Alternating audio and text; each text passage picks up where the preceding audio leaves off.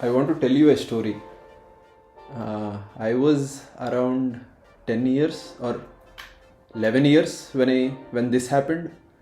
I went with my mom to my hometown, the village near Kolar, and I was a small kid and I was roaming around the streets.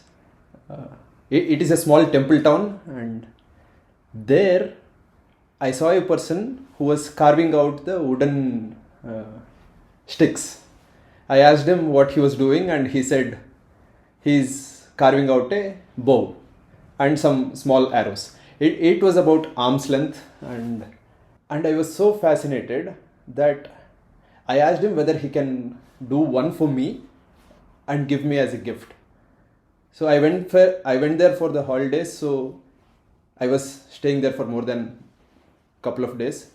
He took his time and he made me a small bow and arrow.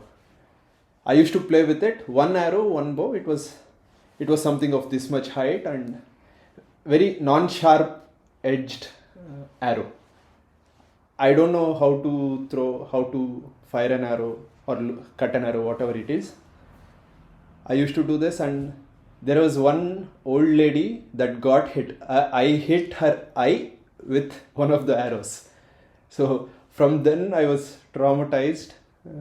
I was very afraid of bow and arrows until maybe 2020, because I always had weird fascination about bow and arrows. Somehow, some unknown maybe.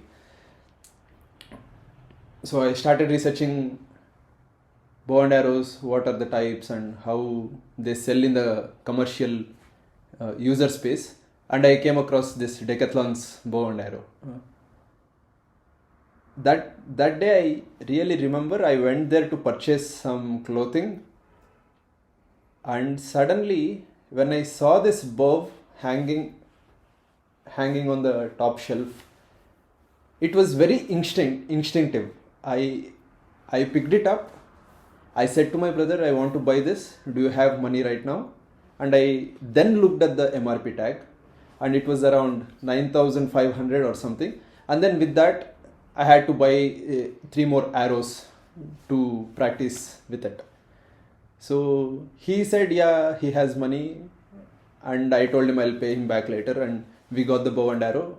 I got it home, tried setting it up. It was really difficult and it was exciting. We took it to our terrace.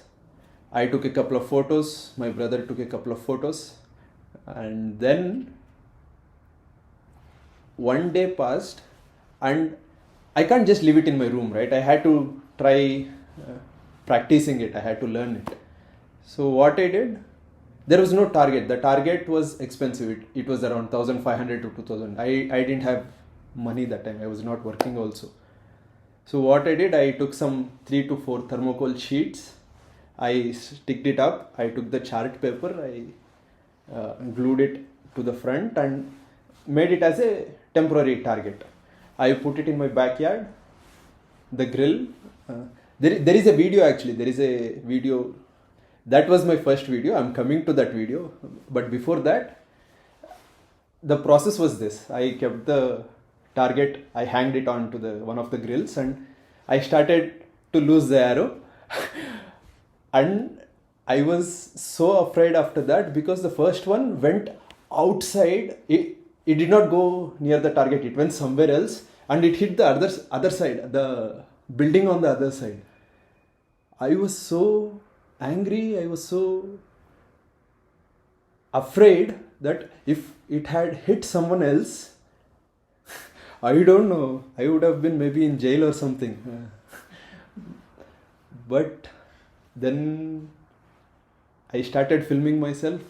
I wanted to make this a memorable one, because this was the first time I was trying out bow and arrow for something for real, yeah. So then after I came back home, I saw the footage. It was all some 5 to 10 minutes footage, 15 minutes footage. I wanted to edit it out. I wanted to make a small small concise video. So then I started browsing about softwares to edit this video. I had iMovie app in my iPhone. I used to edit videos in that, but this I felt, since this is a long process, I wanted to make a time lapse of the target making thing, and I started browsing. I came across Premiere Pro. So that was, there was 7-day free trial period. I took on the free trial, and my laptop was HP laptop. It did not have any GPU. I didn't know that it requires GPU, hardware, and all such stuff. I just downloaded, I started using it. I didn't know how to edit. Google, YouTube, all the tutorials, and started making the time lapse. Once I made the time lapse, it came about 2 minutes, and then I thought, okay, I've made this.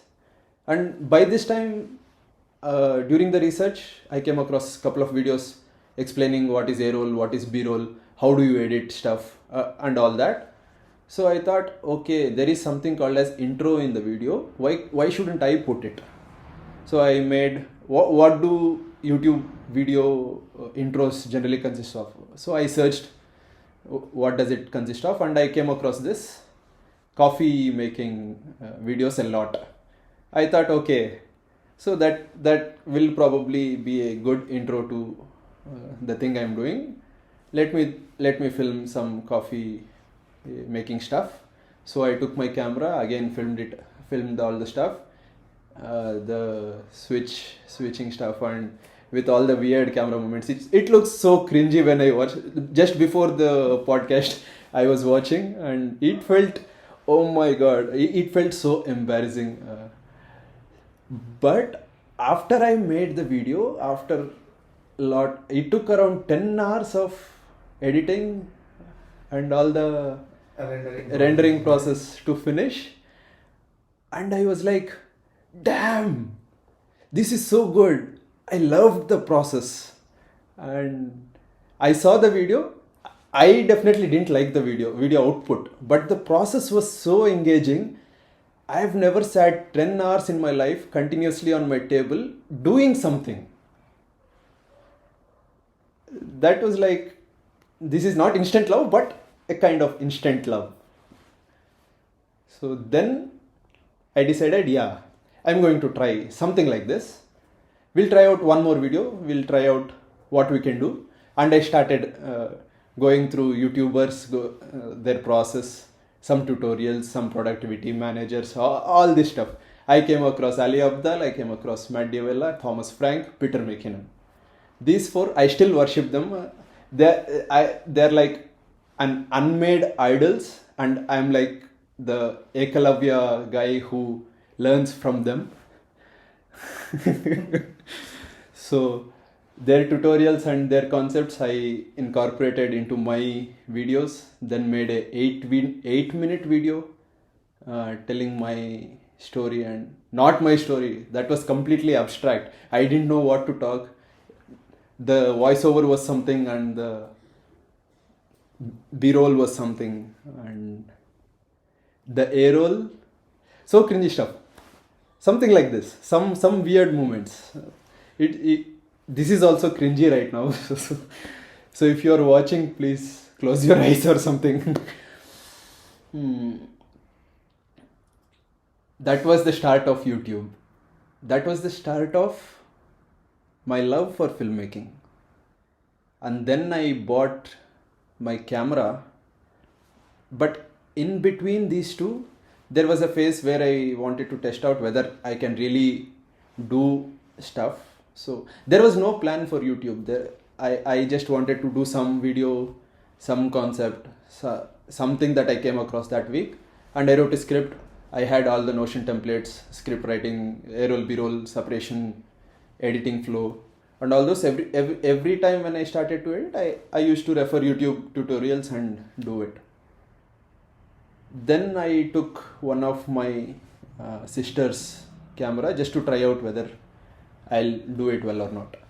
So I liked the process. I started learning about ISO, frame rates, f-stops and exposures and all the curves and everything. color. Then that push, I still remember December 2020.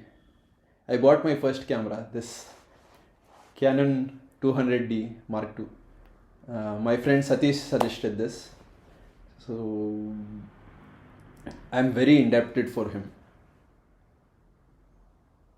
This camera purchase is the single best decision I have taken throughout my entire life. These 3 years again with this camera, unimaginable photos, unimaginable evolution. I know I'm still doing this for fun, doing this in an amateur way, but feels great, feels really great. And when I watch back the 2020 video output and the very recent video output, I can clearly see some very drastic improvements in the quality of filmmaking, not the talent. There is no change in the talent, but there is drastic change in quality, drastic change in approaching the stuff, a lot of eye-opening kind of stuff. So really happy with the journey. And I continued this for 6 months, then made around 20 videos, and there was 1 week of delay. So that kind of put me on a back step. And also that time we had a function at home, so my laptop also gave up. I overkilled it. Then that's it. That was a chance for me to escape out of the YouTube thing. But I never left photography, the interest of photography. Whenever I get a chance, I go out with my camera. I always have it with me now. This year, I'm carrying the camera, mic, tripod set always with me wherever I go. It has become an extension of my arm, kind of. So I wanted to share with you this small journey, that how my journey started. I know you'll definitely see what's going to come and my approach and all that. Even if it doesn't succeed, I'm really happy that I had this journey, and I'm really happy that I'm able to sit here, speak my heart out with you. In retrospection, life is great. Life is great. Done? Yeah, Should we finish with a Master Yoda quote again? Master Yoda quote, yeah, that would probably feel better. Yeah. So give me a second. I'll just come up with a quote. There are a lot of quotes, but I wanted to tell something that will give a proper ending to this episode. Mourn them, do not. Miss them, do not. There is a continuation to this dialogue, but I think this really gives the perfect ending. Let us not miss, and let us grow. Thank you.